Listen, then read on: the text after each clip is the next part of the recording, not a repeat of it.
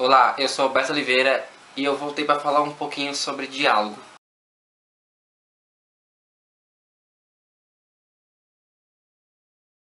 Primeiro eu queria explicar um pouco dessa questão com esse tema que eu estou na cabeça, porque tem um tempinho já que eu tenho pensado sobre isso e eu tô tendo uns bloqueios criativos e dificuldades, né, de infraestrutura para gravar vídeo, porque dá pra reparar que eu tô com outra câmera, que foi a primeira câmera que eu gravei, e a outra câmera que eu tava usando, que era de mais qualidade, não é minha, então tipo, eu tava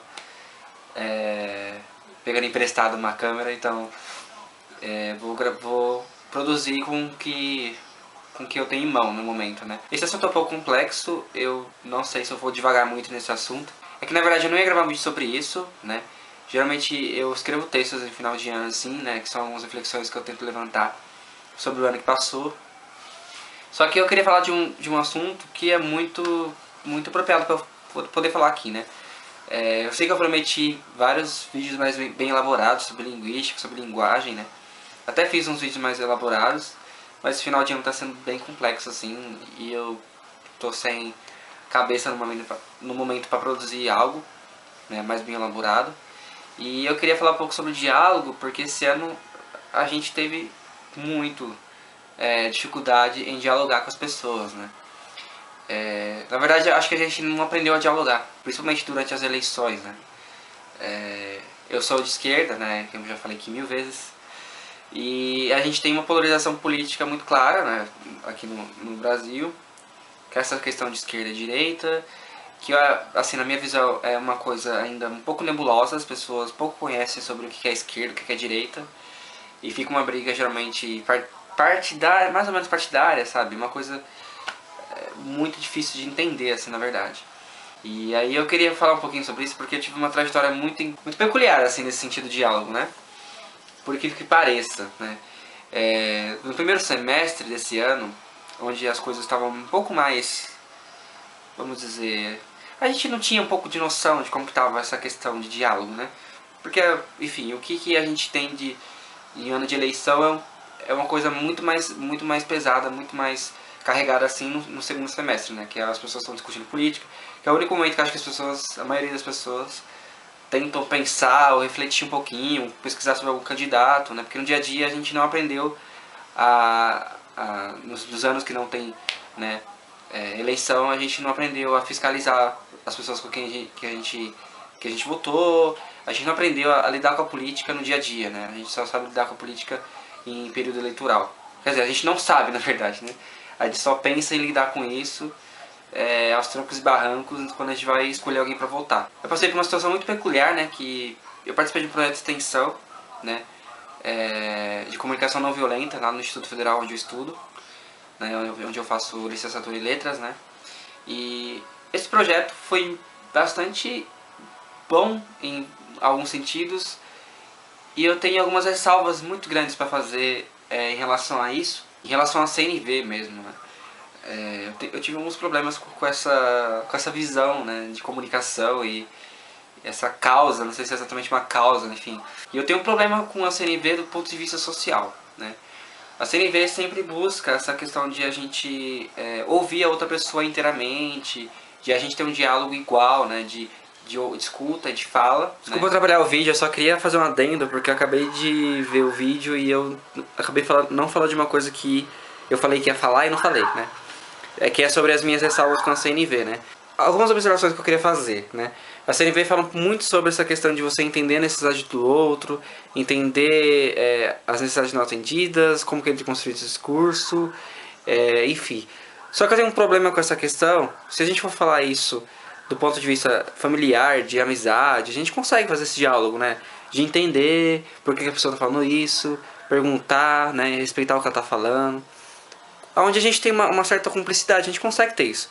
Agora, num diálogo entre uma pessoa privilegiada e desprivilegiada, um diálogo entre um racista e um negro, como que a pessoa vai dialogar não violentamente com uma pessoa que está oprimindo a outra? É muito complicado a gente fazer esse tipo de diálogo, né? E eu não estou defendendo o uso da violência, né? Que a CNV defende a comunicação não violenta, né? Já está no nome. Então, é só pra gente ter um pouco de cuidado, porque, assim, A gente não pode pegar o racismo e justificar, como muita gente faz, como liberdade de expressão. Pegar o machismo e falar que é uma liberdade de expressão. Não.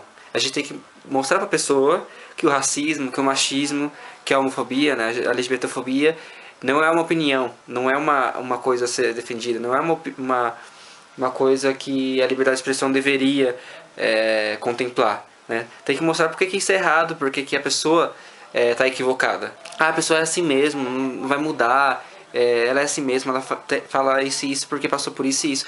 Não, a gente precisa desconstruir também, a gente precisa mudar os discursos. Porque assim a gente nunca tem uma mudança no ponto de vista de pensamento das pessoas, né? Acho que é mais ou menos isso. Só que o problema, assim, quando se trata de comunicação, ainda mais no Brasil ultimamente, e costumeiramente a gente faz isso, né, gente? Não vamos negar que, tipo, quando a gente tá conversando com alguém, às vezes a gente tá tão afobado em falar alguma coisa, em expor algo, que a gente não dá espaço pra outra pessoa falar. A gente fala, e quando a pessoa vai falar de volta, vai responder o que a gente falou, a gente tá pensando no que falar depois quando ela terminar, né? Então a gente acaba não dando espaço de fala pra outras pessoas. E a gente, eu não sei se a gente aprendeu a dialogar, né? É isso que eu tava refletindo desde o início do ano, assim. E isso ficou muito claro, assim, nas eleições, né? A gente tem muita dificuldade em aceitar a opinião divergente, né? Mas o que me incomoda profundamente, assim, na internet e no dia a dia, assim, a internet, principalmente, que a internet é um lugar que o pessoal pensa que é terra de ninguém, até porque eu passei por uma situação recentemente muito engraçada, até. Engraçada e um pouco assustadora, porque eu nunca tinha passado por isso. O canal é pequeno ainda, poucas pessoas me acompanham. Se você não me conhece, já se inscreve no canal. Mas a grande parte das pessoas que são inscritas aqui no canal, né, são grande parte de pessoas conhecidas, amigos meus mesmo. Então, eu passei por uma situação muito bizarra, né? Quando o Palmeiras foi campeão brasileiro esse ano, infelizmente, né, que eu sou corintiano, o Bolsonaro foi pro jogo lá, né, e terminou o jogo e ele foi levantar a taça e tal. E aí, todo mundo já sabe das minhas divergências com o futuro presidente. E aí eu fiz um comentário no Twitter, né, falei, Palmeiras passando vergonha e tal, né, enfim, porque, né, várias questões sobre fascismo a gente conversou, quer dizer, que a gente dentro, né, dos nossos meios, né, pelo menos eu no meio político, né, no meio da minha militância eu conversei muito sobre fascismo, essas coisas. Não tratei aqui, né, porque é um assunto bem complexo e eu fico meio inseguro de comentar ainda aqui. Mas eu fiz um comentário, tipo, super uma opinião minha no Twitter, enfim, o assunto tava em alta, eu tava acho que nos Trend Topics, não lembro. E eu só lembro que eu fui xingado, pegaram minha foto, falaram pra eu pentear o cabelo, me chamaram de viadinho, isso, aquilo. E aí eu fiquei muito assustado, né? Foi um tweet que eu fiz, depois de 10 minutos eu vi que tinha mais de 50 notificações no meu Twitter, né?